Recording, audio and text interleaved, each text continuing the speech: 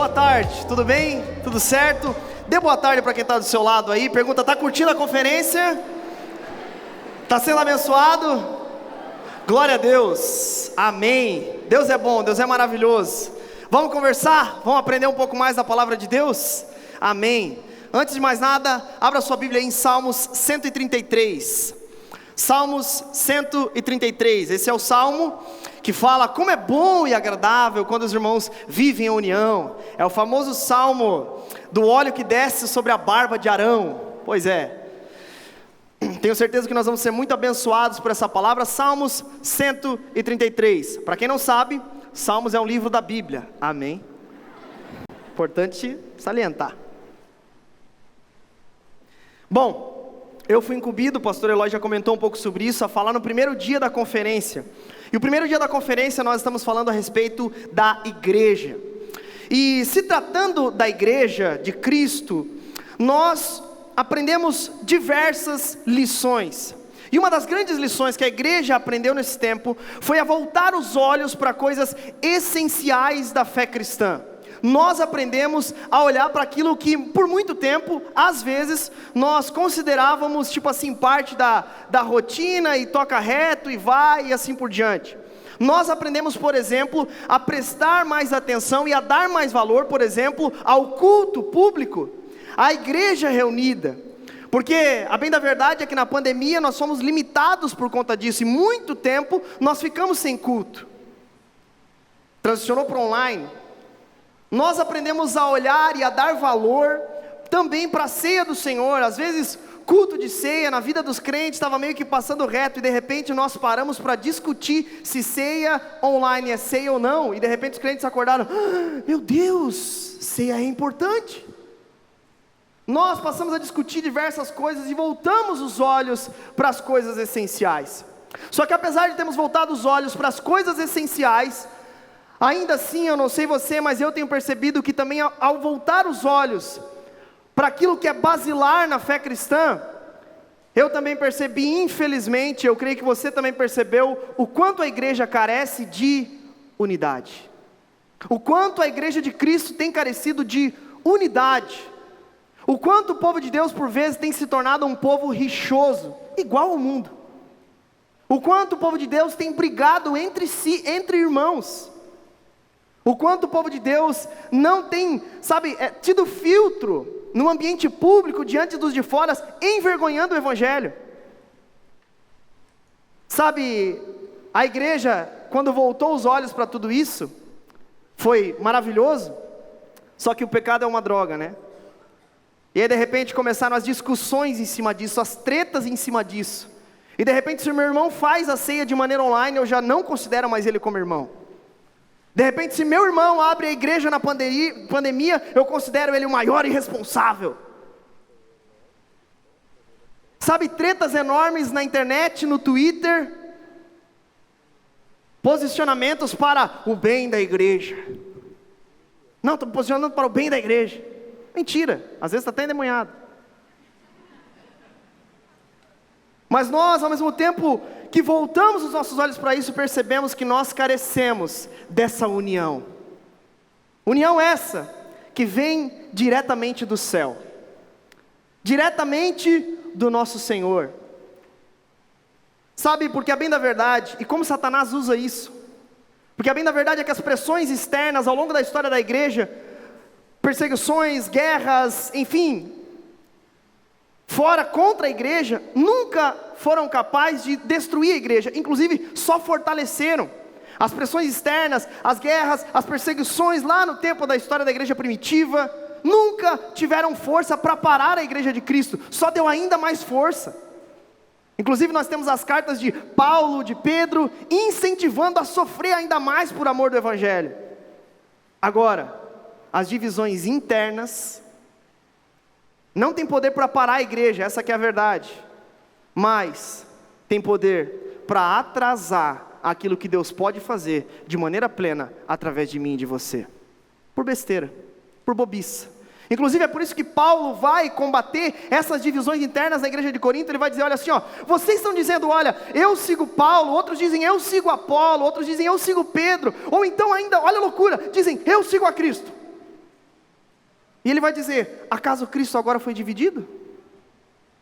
E ele vai fazer um apelo, ele vai dizer: meus irmãos, por isso que eu suplico-lhes, coloquem fim na desunião que há entre vocês. Ei, tenham o mesmo modo de pensar, o mesmo parecer, tenham tudo em comum. Porque a bem da verdade é que isso nada tem a ver com o reino dos céus. Nada tem a ver com a fé cristã. A falta de união provoca cisões, divisões e enfraquece os irmãos, enfraquece a igreja local. Por isso que Satanás quer que eu e você nos odiemos tanto. É por isso que Satanás quer que nós vivamos brigando o tempo todo na frente dos de fora. Sabe para quê? Para que não mostramos nenhuma diferença entre nós e eles. Para que vivamos como o mundo. Por esse motivo, esse salmo é tão importante e tão precioso, como Davi bem mesmo vai dizer. Porque a união é preciosa. Num tempo onde o mundo está dividido e completamente polarizado, num tempo onde o mundo politizou uma doença tão séria e tribos foram criadas a partir disso, a igreja precisa ser diferente. A igreja precisa mostrar uma atitude diferente disso. E com certeza nós só podemos alcançar isso quando estivermos centrados na palavra de Deus. Amém? Se tratando então dessa preciosidade, eu creio que vocês já abriram a Bíblia aí, Salmo 133. Diz assim a palavra de Deus: como é bom e agradável, repete, bom, agradável, quando os irmãos vivem em união, pois a união é preciosa como o óleo da unção, que era derramado sobre a cabeça de Arão, e descia por sua barba até a bainha de suas vestes. É revigorante, repete, revigorante, como o orvalho do monte Hermon que desce sobre os montes de Sião. Ali, repete, ali, o Senhor pronuncia sua bênção e dá vida para sempre. Baixe sua cabeça, feche seus olhos, vamos pedir para que o Espírito Santo nos ilumine nessa tarde. Deus, nós te louvamos, nós te agradecemos, nós engrandecemos o teu santo nome, ó Pai. Obrigado por essa conferência, que maravilha, Senhor, nós estarmos reunidos aqui nessa tarde. Que maravilha, Senhor, todo esse espaço, toda essa iluminação, Senhor, todos os voluntários. Obrigado, Senhor, por tudo que nós estamos vivendo aqui. Obrigado por todas as palavras, pelo louvor.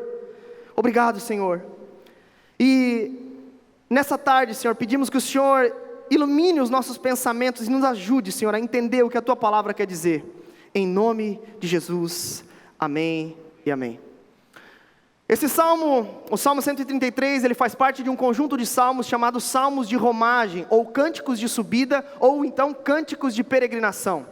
Porque esses salmos, eles eram entoados pelo povo de Deus, pelo povo de Israel, enquanto eles saíam das regiões de Canaã e também de fora ali das regiões, e iam para Jerusalém para adorar a Deus no templo. Algumas ocasiões eles iam em festas, oferecer sacrifício, culto a Deus, e eles iam nesse caminho em peregrinação até então essa cidade.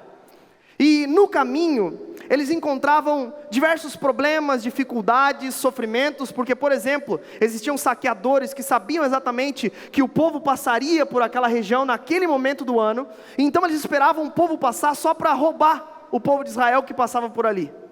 Tentados, né? Passavam por ali e esperavam o povo só para roubar eles. Outra coisa, eles enfrentavam o caminho. Alguns dizem que esse caminho ele era realmente bem difícil geograficamente.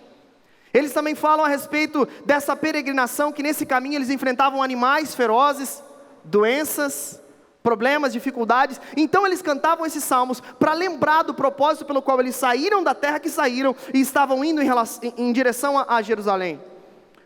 E eles cantavam esses salmos para relembrar o propósito, para relembrar quem era Deus. E tem uma característica nesses salmos, você pode perceber, do Salmo 120 até o 134, que ele tem essa característica de lembrar o que Deus fez por eles, de quem Deus era, onde Deus estava levando eles e um encorajamento para o caminho. É muito interessante esse salmo para falar de união, sobre essa coisa preciosa que é a união, porque de fato, assim como esses judeus peregrinos a caminho de Jerusalém, eu e você somos peregrinos nessa terra a caminho da nova Jerusalém, amém? Se estamos a caminho da nova Jerusalém, não diferente daquilo que o povo de Deus enfrentou a caminho de Jerusalém, nós também enfrentamos diversos problemas, dificuldades, sofrimentos, doenças, pandemias, mas ainda assim esse salmo nos relembra o propósito. Ei, existe uma nova Jerusalém adiante. Existe um lugar onde o povo vai estar reunido aí sim, de maneira plena, unida. Só que enquanto não chegamos lá, enquanto nós não estamos lá, nós como povo de Deus, precisamos trazer essa cultura então da nova Jerusalém, enquanto caminhamos aqui, afinal, a igreja é a embaixada de Deus na terra. Por esse motivo, a caminho da nova Jerusalém, nós precisamos compreender que nós precisamos trazer a cultura do céu para as nossas relações. Por isso que esse salmo é tão poderoso. Bom, dito isso, onde esse salmo ele era cantado e entoado, esse salmo foi escrito um tempo antes, obviamente, de ser cantado, nessa peregrinação. Esse salmo tudo indica que quem escreveu foi Davi. Ele escreveu num tempo da história onde ele tinha acabado de assumir o reinado de Israel de maneira plena. O que acontece? Israel estava vindo de uma série de guerras civis entre eles mesmos. Então, por exemplo, Israel tinha chegado em Canaã, sob o comando de Josué, e essas terras tinham sido divididas entre as 12 tribos. E essas 12 tribos, que era o povo de Deus, que Deus tirou do Egito, essas 12 tribos então elas estavam divididas, e agora de fato, não apenas na sua terra, mas começaram a se dividir entre suas práticas, entre os seus sacrifícios, e começaram a introduzir idolatria em todas essas tribos. Então, de tempos em tempos, Deus levantava juízes, e vocês vão lembrar disso, na Bíblia tem um livro de juízes lá, é que Deus levantava esses juízes, só que acabava que até mesmo esses juízes por vezes se corrompiam com as práticas das tribos. E enfim, isso começou uma série de problemas, divisões, cisões, idolatria, e inclusive o livro de juízes ele termina que Israel não tinha rei, e cada um fazia o que parecia certo aos seus próprios olhos. Portanto, Israel, de maneira apressada, falou: não, nós precisamos de um rei para já. Está tudo errado, nós precisamos de um rei para agora. E de repente o último profeta, juiz, melhor dizendo, e também profeta Samuel, ele unge então o rei Saul como rei. O povo pediu, pega, esse é o rei. Cash pega, já viram? Cash pega. Esse rei então, Saul, nós bem sabemos da história que ele não foi um rei tão bom assim. Morreu inclusive pela própria espada. E depois da morte de Saul, Deus tinha ungido posteriormente Davi. Você lembra da história? O menor da casa foi lá, foi ungido, estava no campo com as ovelhas, foi ungido. Só que começou um grande problema, e a grande guerra civil, porque 11 tribos queriam que, depois da morte de Saul, quem assumisse o trono era Isbosete, filho de Saul. E a tribo de Judá queria que Davi fosse o rei.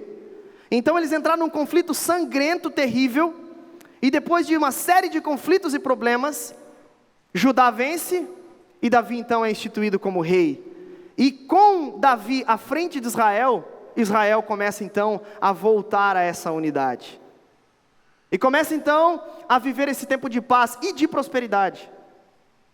E é nesse contexto que Davi vai escrever esse salmo.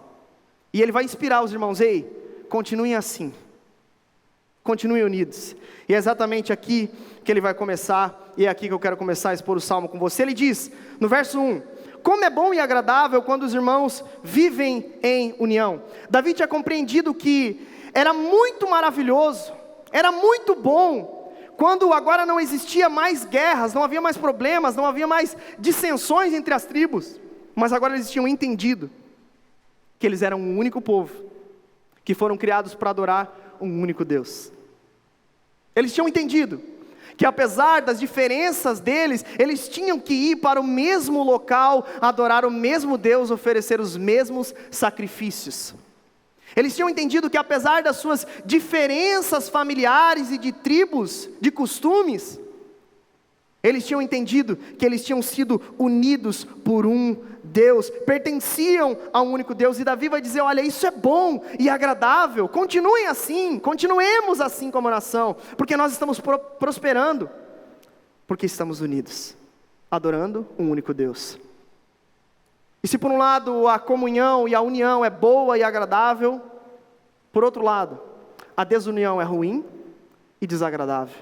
Eu não sei você, mas quando eu vejo, por exemplo, essas tretas de internet, falácia, brigaceira, eu fico mal, cara. Eu fico mal, porque de fato nós não fomos chamados para isso. A desunião confunde os irmãos. A desunião não representa o Senhor. A desunião promove guerra ao invés de paz, promove facções ao invés de junções. A divisão, a desunião, nada tem a ver com o padrão que vem do alto. E Davi não fica só no como é bom e agradável, mas ele vai dar 2 exemplos. Ele vai falar sobre o óleo da unção e vai falar sobre o Monte Hermon que desce o orvalho até os montes de Sião. Verso 2 ele diz assim: pois a união é preciosa como o óleo da unção, que era derramado sobre a cabeça de Arão e descia sobre sua barba até a bainha de suas vestes. Esse óleo da unção, que era derramado sobre o sacerdote, ele era uma receita de Deus, que Deus deu lá em Êxodo 30 para Moisés. Então ele diz: olha Moisés, pegue o óleo de oliva mais caro que você tem, junte 4 especiarias caras e raras também, e faça essa mistura, utilize um perfumista profissional para fazer isso.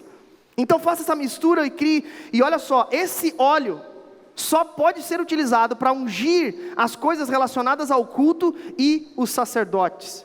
Inclusive, não poderia utilizar esse óleo para fazer qualquer outra coisa. Inclusive, tinha o risco até de ser tirado, excluído do povo de Deus se utilizasse esse óleo para fazer qualquer outra coisa.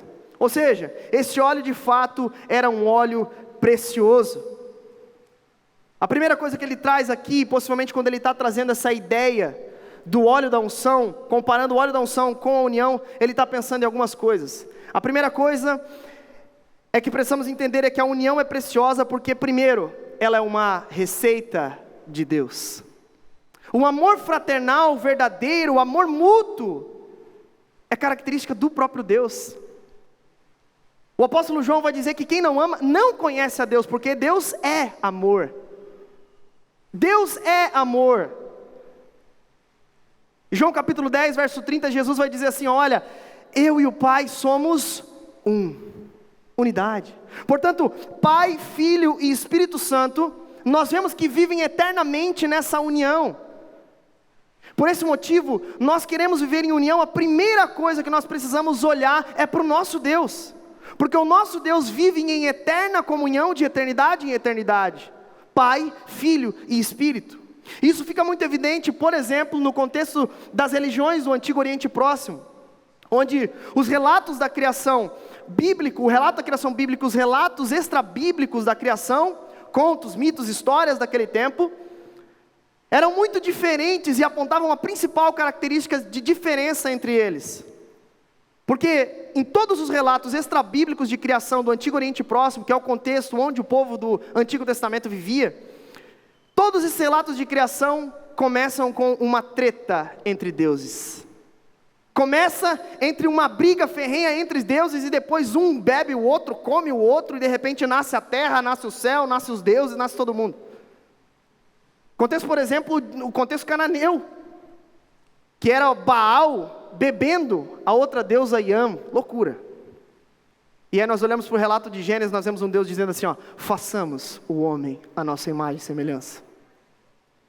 Nós vemos Pai, Filho e Espírito envolvidos na criação, representando o quê? Desde o primeiro registro e relato sobre o nosso Deus, nós encontramos Pai, Filho e Espírito trabalhando num eterno conselho trinitário maravilhoso. Quer viver em unidade? Primeiro passo, lembre-se que isso é uma receita de Deus, porque é o próprio Deus.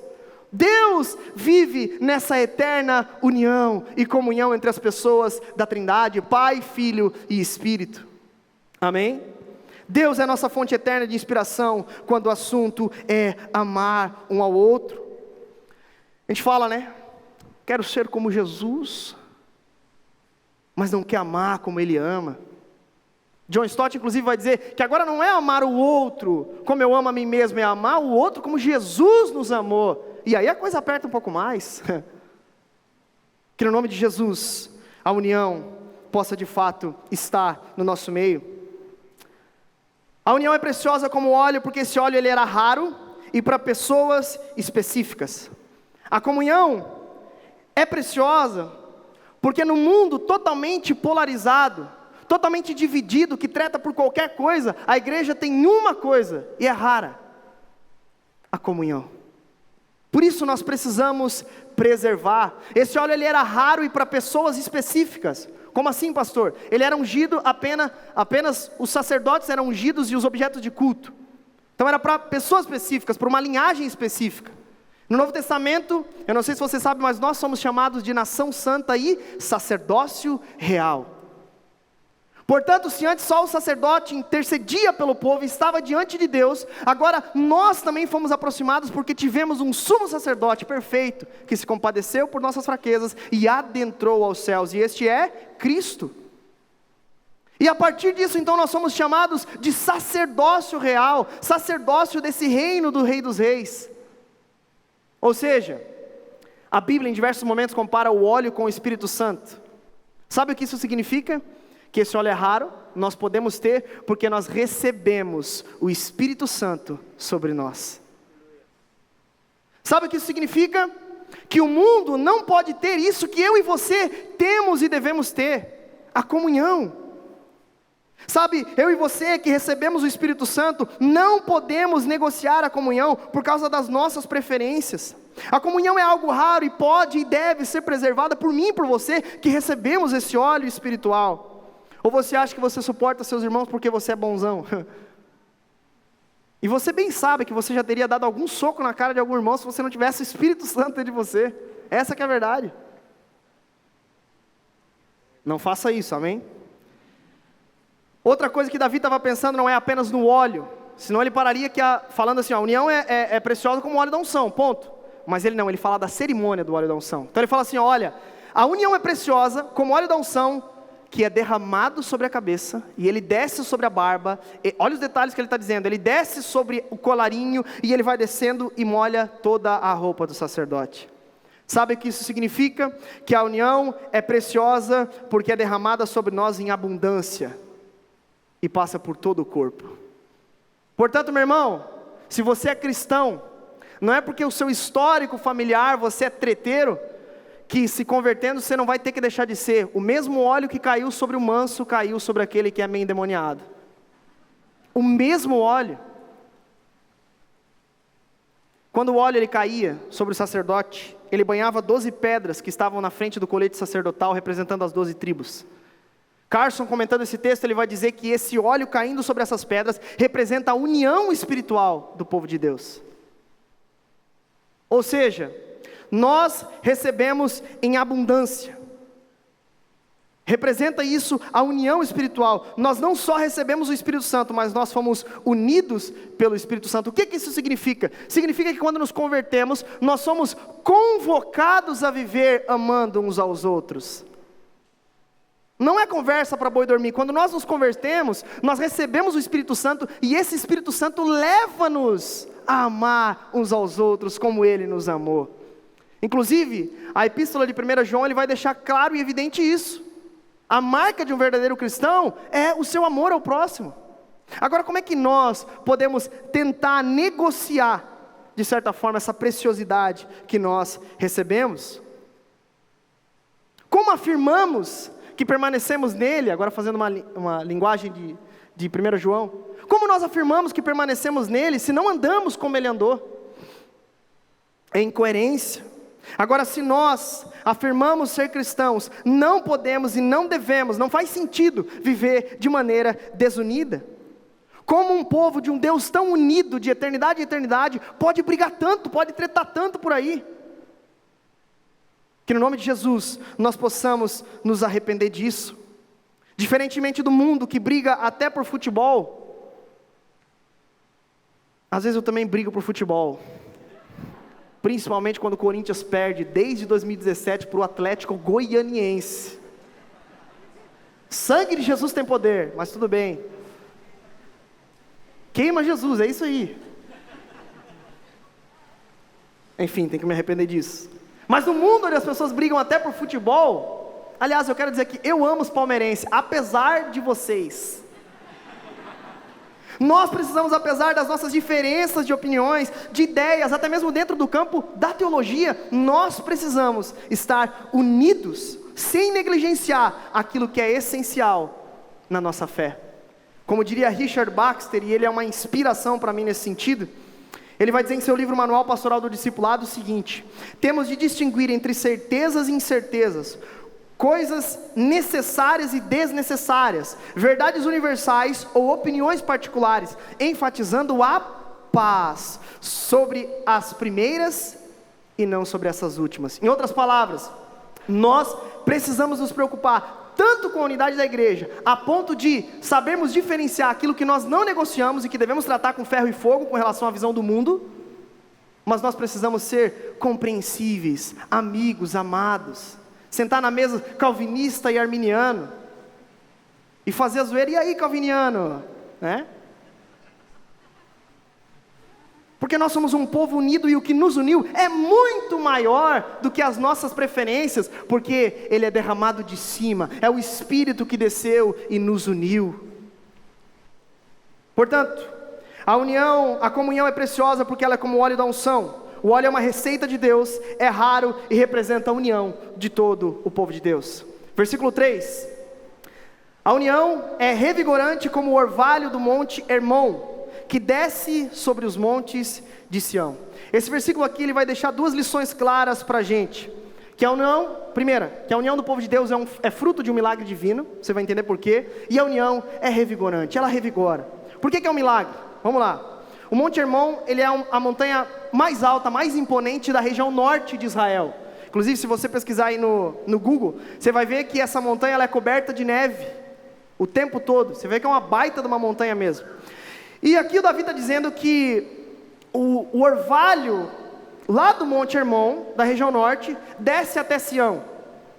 E aí nós ficamos pensando, bom, o orvalho do Monte Hermon, os montes de Sião devem ser aqui embaixo do pé já, né? Que desce o orvalho são aquelas gotículas de água que desce, esparrama, enfim. Fenômeno bem característico também de lá. Então desce aqui o orvalho e cai aqui sobre os montes de Sião. Só que a grande verdade é que, e por que é um fruto de um milagre divino? Porque o Monte Hermon está no norte e os montes de Sião estão no sul. A pelo menos 300 quilômetros de distância. É como se o Monte Hermon estivesse em Joinville e os montes de Sião estivessem em Criciúma. Agora, como pode esse orvalho lá do Monte Hermon parar lá nos montes de Sião? Alguns comentaristas bíblicos até trazem a ideia de que o vento leva isso para lá e tudo mais. Mas fato é que aqui o que Davi está querendo dizer é que de fato há uma ação do alto que faz com que esse orvalho de lá chegue até Sião. Portanto, a união, ela é fruto de um milagre divino. Mesmo orvalho, duas montanhas diferentes. Mesmo orvalho, o mesmo orvalho que cai do céu, molha e rega duas montanhas diferentes, ainda que distantes, representando um verdadeiro milagre dos céus. D.A. Carson, falando sobre isso, ele fala que é um verdadeiro milagre dos céus, unir o Hermon e Sião num verdadeiro orvalho divino e vivificante. Mais uma vez a ideia de unidade. O mesmo orvalho une duas montanhas completamente distantes e diferentes. Sabe o que isso nos ensina? Nos ensina que o mesmo Espírito que é derramado sobre a ondadura Joinville está sendo derramado sobre a ondadura Macapá. O mesmo Espírito que foi derramado na igreja de Atos, na igreja primitiva, é o mesmo Espírito que nos une hoje aqui. Aleluia. Que isso nos encha de temor. Nós fomos unidos apesar das nossas distâncias geográficas, apesar das nossas distâncias, Ele e somente Ele, com esse orvalho divino, nos uniu. Portanto, nós somos fruto de um milagre divino. Sabe, meu irmão, assim como o orvalho de Hermon chega a Sião de maneira milagrosa, eu e você fomos unidos num mesmo povo, por obra poderosa do Espírito Santo de Deus em nossas vidas. Porque a bem da verdade é que talvez eu e você nem sentaríamos lado a lado, nunca. A bem da verdade, você pode experimentar isso na igreja. Cara, quantas pessoas diferentes de você é amigo. Quantas pessoas diferentes mesmo. Eu tenho um amigo aqui na Onda, que ele é bem diferente de mim, o Renan Macieschi. Ele é bem diferente de mim. Nós fazemos um estudo bíblico toda segunda-feira. Ele é bem diferente. Ele é quieto, eu sou falastrão. Ele é sério, eu sou todo risonho. Mas por um mesmo Espírito, que nos atraiu, que nos convenceu do pecado, da justiça e do juízo, nós fomos unidos. E assim é a igreja de Cristo. Pessoas completamente diferentes hoje podem estar aqui, ouvindo a mesma palavra. Se tratando das coisas essenciais, podemos comer do mesmo pão, tomar do mesmo vinho, participar da mesma comunhão dos santos, podendo orar ao mesmo Pai Nosso que está no céu. Nós somos fruto de um milagre divino. Hoje nós podemos estar aqui cantando todos juntos, unidos, mesmo que de máscara, às vezes se engasgando com a máscara, mas estamos cantando juntos, unidos, numa mesma canção, adorando um único Deus. É isso que estava acontecendo com Israel naquele tempo. Meu Deus, como é bom! Eu fico imaginando Davi no trono. Meu Deus, como é bom! Tudo bonitinho, tudo juntinho. Coisa linda de Deus. Isso só pode acontecer por uma obra milagrosa de Deus. Somos frutos de um milagre. Fomos chamados da morte para a vida, das trevas para a luz. E a grande pergunta é, então por que ainda continuamos com práticas de homens caídos dentro da igreja? Se fomos encharcados pelo orvalho que vem dos céus, por que ainda queremos nos manter nas nossas práticas completamente terrenas? Se fomos banhados, encharcados pelo mesmo óleo da unção, se fomos ungidos pelo mesmo óleo, por que ainda queremos viver como secos e sem vida? Que possamos nos arrepender. Não faz sentido vivermos como os vazios se fomos cheios. Não faz sentido vivermos brigando se fomos unidos pelo mesmo Espírito que é santo. Por fim, uma outra coisa que o salmista vai dizer é que a união ela é revigorante. O orvalho que descia do Hermon, ele ia descendo e ia regando a terra, e essa terra então germinava e trazia fruto. Sabe, meu irmão, a união de fato ela revigora a nossa alma. De fato a união ela é revigorante, sabe? Às vezes nós estamos secos, apáticos, frios. Tudo o que precisamos é de um revigoramento. Sabe? Talvez você esteja há tempos sendo um chato, sendo um idiota nas redes sociais, sendo tolo no seu comportamento. Tudo que você precisa é da união.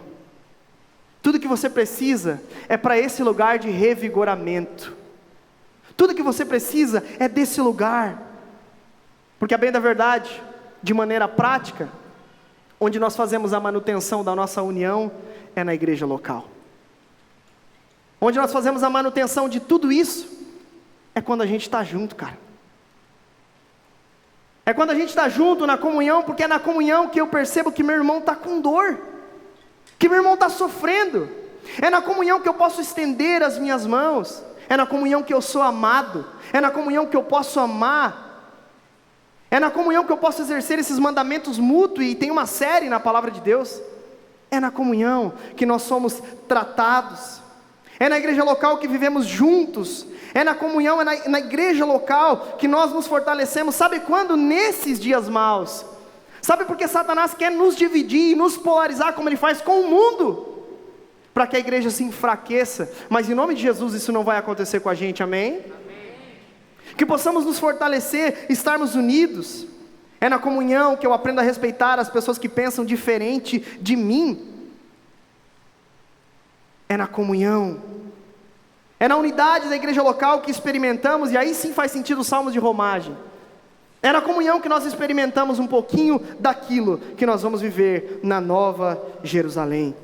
Quando eu vejo as tretas de internet, às vezes, e eu estou estourando o tempo, eu sei, Júlia, em nome de Jesus, vou sair daqui. Tinha dado 30 minutos quando eu saí com a Cauane. Ai. Quando eu vejo essas tretas nas redes sociais, esses problemas todos, dá vontade de falar aquele ditado que se fala pro ocioso às vezes. Alma inchada. Alma inchada. Só que usando o termo, né? Há uma igreja local. Ou às vezes há uma igreja local e uma enxada, né? Ou então quando o cara é muito demonhadinho, há uma enxadada. Não, brincadeira. Brincadeira. Na comunhão a gente ri, olha aí que legal. A gente ri junto, a gente atrasa e depois lá atrás fala, tá tudo bem, pastor, olha aí que legal. Enfim, continuação do versículo 3 para a gente terminar. Diz assim, ó. Ali, repete comigo, ali, o Senhor pronuncia sua bênção e dá vida para sempre. Ali, ele está fazendo referência à última fala dele, que era Sião, que era onde o povo se reunia para cultuar junto. Eu gosto muito da ideia de que o ali deve ser o aqui. Que esse lugar de união, que essa realidade experimentada nesse período do reinado de Davi, seja experimentada por nós hoje. Que no nome de Jesus, apesar das nossas diferenças, sabe, apesar dos nossos gostos pessoais, que nada disso venha nos dividir, mas que possamos cada vez mais, mesmo nesse período difícil, nos unir como igreja, dar a mão um para o outro. Dá uma olhada em volta aí, olha só quantos irmãos queridos, quantos irmãos amados. Isso é união. Que continuemos assim, amando um ao outro, estando juntos. Coloque-se de pé no seu lugar.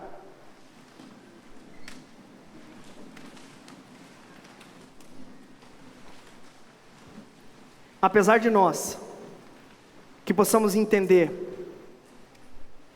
que nós somos banhados por um orvalho que é divino, por um óleo que desce e banha todo o corpo, e esse Espírito, esse óleo é que nos une. Por esse motivo, nós não temos o direito, escuta aqui, nós não temos o direito de dividir a igreja. Nós precisamos cada vez mais nos unir. Por isso eu quero orar com você, por pessoas que têm vivido e têm sido tentada a viver de maneira desunida nesses dias. Você que está com problema de ficar julgando e apontando todo mundo, e aqui obviamente eu me incluo nesse grupo, porque às vezes a gente é muito tentado a, sei lá, falar mal, a agredir não, mas falar mal, xingar, sei lá o quê, mas que Deus possa nos ajudar em nome de Jesus. Vamos orar? Baixe sua cabeça, feche seus olhos. Senhor, apesar de nós queremos, Senhor Jesus, viver de maneira humilde. Nós queremos viver, Senhor, de maneira unida, em todos os momentos, Pai, independentemente dos problemas, das dificuldades, dos tempos, que nós possamos preservar aquilo que desceu do céu, que nós possamos preservar aquilo que o Senhor nos deu, coisa que o mundo não tem, mas nós temos. E Senhor, nós queremos, Senhor, assumir esse compromisso diante de Ti, de preservar a unidade do Teu povo. Nos ajude, Senhor, nisso, em nome de Jesus, amém e amém. Deus abençoe, pode tomar seu assento, glória a Deus.